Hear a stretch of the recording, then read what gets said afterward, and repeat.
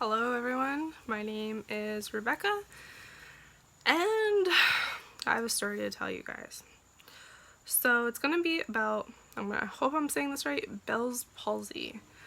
So this is my story about day one of having Bell's Palsy. Alright guys, so today I felt really off. Alright, so I want to point out now, this side of my face is paralyzed. It's really weak, really paralyzed. This side can blink and this one cannot. And I'm going to just make note of that throughout the video. Yeah. So, my day started off okay. I felt like off, like just blah. I had the day off. And so I was laying around, talking to my friends, catching up, watching some TV. And I went and took a shower, got out of the shower, everything was fine. I was on a phone call and I was on hold. I love being on hold. Not really. So I'm sitting there on my couch, on hold, listening to this weird music that they need to update. And all of a sudden I feel my face go like, it just like slowly started. I just felt like there's no feeling in this side of my face. And I was like, okay. And then it went like numb and it was like a more intense feeling. And I was like, am I having a stroke? Like, what's going on? And so I went in the bathroom and looked in the mirror and I was like, okay, I look normal. Like, I was like, is it swollen? And what was weird is that, so all throughout the day when I would get up, you know, like if you get up really fast, you feel dizzy and like you might need to like hold on to something. Well, I felt like that every single time I got up. And I've had like low iron in the past, so I didn't think really too much of it, but I was like, okay, like this is, like that used to happen a lot when I was younger, not so much as I've gotten older. And yeah, so I was like, okay, this is a little strange, this is different, but alright. But like I wasn't passing out, nothing, but it was a lot. So, and I was hydrated, I was eating, but I couldn't eat a lot. Like I would crave food, but like it didn't like sit well and I would sort of get like nauseated type of thing. But I didn't throw up or anything. So I went in the bathroom, looked at my face, it looked normal. And then I went to smile. Holy moly, that was horrible. So I smiled and I couldn't smile. So I'm going to show you guys, I will link, or I'm going to actually put up a picture of what my normal smile looks like and what my normal eyes look like, and then I'll show you the picture of what my smile looks like in a second.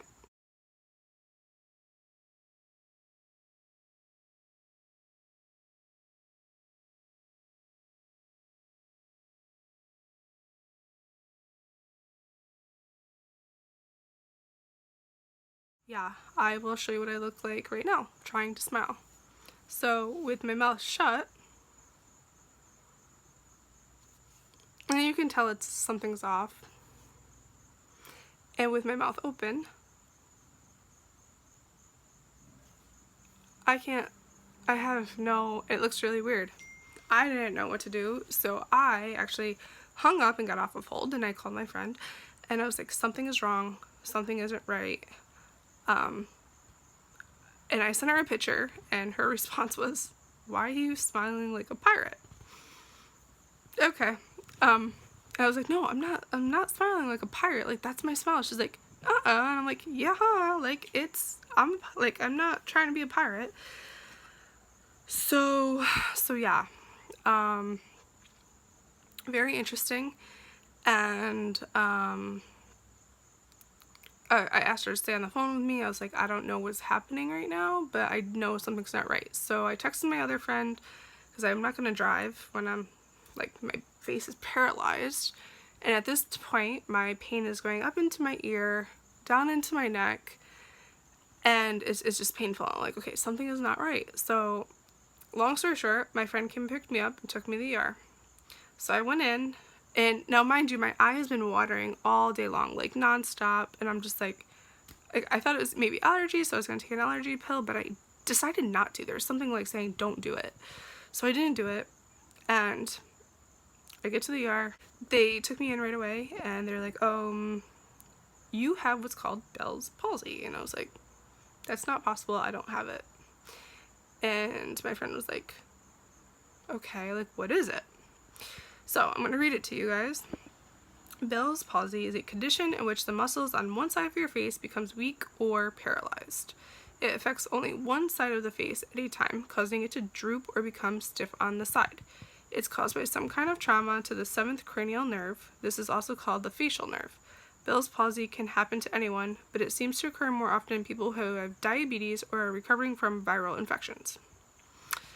Okay, I don't have diabetes. I've been tested, I don't have it. Now, the reason why I know this is because I was in the ER about 3 weeks ago because I had pink eye in this eye, and my eye was so swollen. It was horrible. I had a lot of pain all on this side, and I honestly thought the symptoms that I was having today, I was like, ooh, pink eye, maybe I'm getting pink eye again. But my whole face, it's I can't move it. It's definitely Bell's palsy, guys. That's for sure. So, it also says in here, most of the time symptoms are only temporary. That's a good thing, because I cannot live like that. If it happens to you, you may fear like you're having a stroke. Hence why I thought I was having a stroke. You're probably not. A stroke that affects your facial muscles would cause muscle weakness in other parts of your body too. It's just my face. I don't feel weakness anywhere else. Okay. What causes it?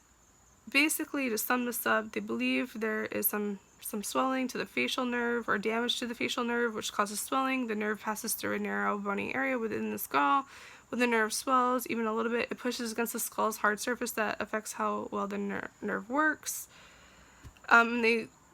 Researchers believe that viral infections may also play a role in the development of Bell's palsy. They found evidence that suggests that herpes simplex 1 virus, a common cause of cold sores, may be responsible for a large number of cases. It is most populations, okay, this is on the front page of Google. I just typed in Bell's palsy statistics. And it says most population studies generally show an annual incident of 15 to 30 cases per 100,000 population.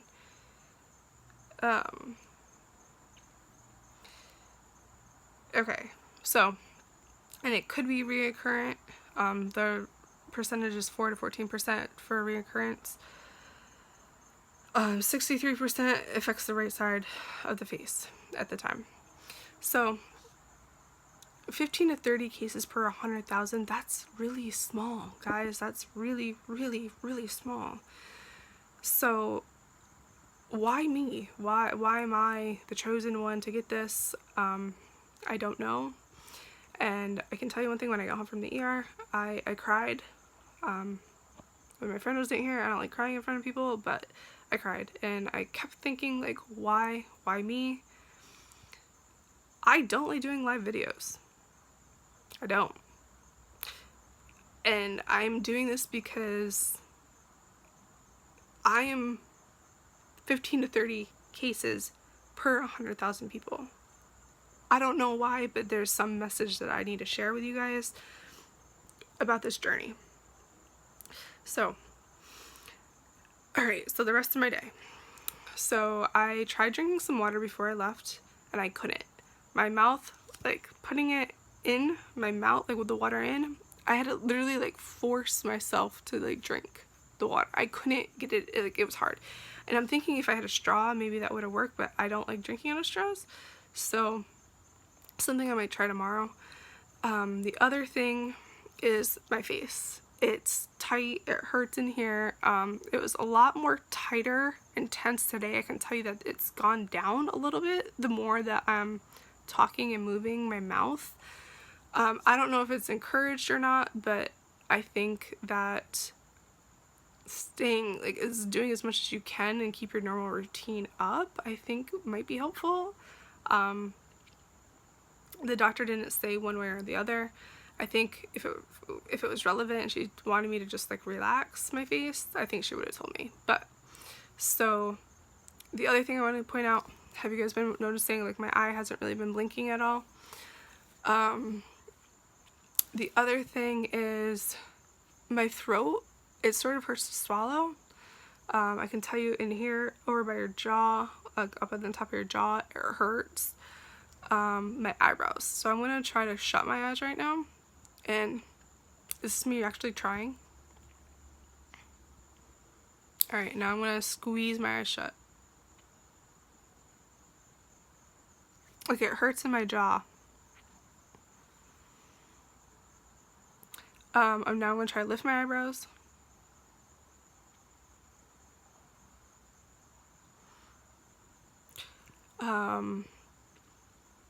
And then me smiling again. Definitely feels weird. My eardrum feels like it's gonna burst out of my ear. So yeah, so to wrap this all up, if you feel pain, go to your ER. Go, go, go, go, go. You need to be put on some form of like viral, antibacterial, antiviral, some form of medicine. Most likely they'll put you on a steroid, which will help the pain and the swelling and the inflammation. You need to go to your ER. Whether you have insurance or not, you need to go. It's not worth causing permanent damage, because like I said, most of the time you can fix it and overcome it. So I'll tell you the one thing. So the doctor wanted me to wear an eye patch. So guys, I try to make light of everything. I try to, it's just, I guess, like my tactic. When I'm scared in scary situations, I try to make light of it and try to find the positive in everything. I remember my great grandma told me, always find the positive in everything, even if it's the most negative situation, you have to find at least one positive. Even if you don't believe it, make something up. So I did. So I said, well, Halloween's coming up and I can be a pirate because I have to wear an eye patch. So basically, guys, I got my costume. I know the hospital that I went to didn't have eye patches, so they're like, oh, just go to your local drugstore. So I know we have, like, I'm in Hawaii, they had Long's, Rite Aid, Walgreens, I'm sure Walmart has them. So you're going to want an eye patch, you're going to want to cover your eye, when you're in places, probably out in public, in dirty places, it's going to be bad. The other thing is tape. So, I can tell you one thing, guys. My brother is a minimalist. I try to be, but I'm not. I believe if there's stuff on sale, stock up. And I can tell you, so this last Christmas, this was on sale for $3.99 and then additional 50% off. I don't use a lot of Scotch tape in my house. And, okay, so I'm going to tell you guys. I was spray painting a few weeks ago. And the tape that I have, oh, my sister bought me this. It's a martini cup. And the spray paint that I was using was glitter. And it got all on here. So, and it got inside. I'm not going to put glitter Scotch tape on my eyeball. It's probably not sanitary. So, the only thing that I had was 3 rolls, which came in handy. So stock up. If you think you should stock up, everyone's talking about minimalism stuff. I believe you should, like, not be a hoarder by any means, but I do think that stocking up comes in handy. Point proven. Almost a year later, I needed Scotch tape. So what you'll have to do is Scotch tape your eye shut, because if you guys have been noticing, this eye hasn't been shutting at all. So I gotta do that tonight. The other thing is I'm gonna try to shut it again. This eye isn't really swollen, and this eye is. My lid is. So I don't know if you guys can see it. So yeah. I don't want my eye to dry out. So the other thing that they said was get artificial tears. I've been using Refresh Tears. Because I had pink eye a few weeks ago, I still had stuff left over. So like Refresh Tears. The other one that the optometrist gave me a couple weeks ago was a gel drop. So when you put it on, it's sort of like, it's like a coating, and then you gotta blink a couple times. I actually really like this kind. I know they're expensive in the store, but I don't want my vision to be permanently damaged, and I want this to go back. So I don't care how much it costs me to fix this, because yeah, this isn't gonna work for me the rest of my life. I can tell you one thing. The doctor wanted me to eat when I took some of the medicine. I haven't really been hungry, but it's not sitting well in my stomach, so I tried eating. It was challenging, very challenging. I'll tell you that. But I got through it. I ate a little bit just to put food in my stomach just to take the medicine. If you're going through this, you're gonna think you look weird. I didn't watch myself in the mirror, but I could feel it. But yeah, honestly, who gives a shit what you look like when you're eating? Like, if you have this, like, there's a reason why you have it, and it's part of your journey, and you're gonna overcome it, and I know I'm gonna overcome it. But the point is, who cares? Like, no one's perfect, we're humans. So you do what you gotta do to make yourself heal. So the point of this video is to, one, step outside my comfort zone, because I don't like doing live videos, no less with out makeup on, my hair done, whatever. All that's actually irrelevant right now, because I thought I was gonna die today. I legit thought I was gonna have a stroke. I thought I was gonna die. So who cares about any of this stuff? Like, I'm alive, that's what matters. And apparently I have a message to share with the world.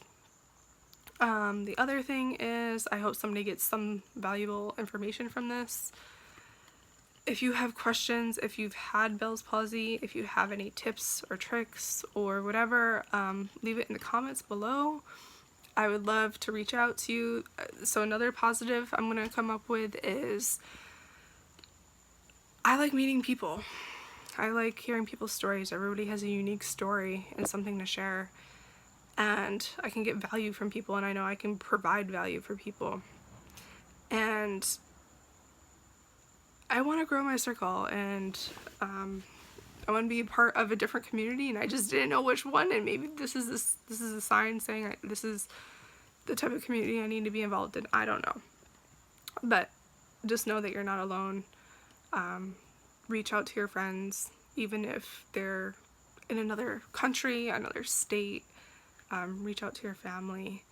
Take care of your body. Yeah, you gotta take care of your body. So, alright guys, I'm gonna wrap this up. I'll take some pictures of what it looks like with tape on my eyeball. In this eye patch. This is gonna be fun. This is gonna be a lot of fun, guys. Not really, but it's gonna be fun. Oh, the other thing they said, is they're gonna send me to a ears, nose, and throat specialist, physical therapy to help with getting my, being able to move my face. Oh, by the way, half of my nose was tingly, really tingly, and it felt weird. At some points, it kept coming and going. And then, they're sending me to some other eye doctor. It's not an optometrist, it's something else. And something to do with dilating your eyes and checking for something in your eyes. I don't know.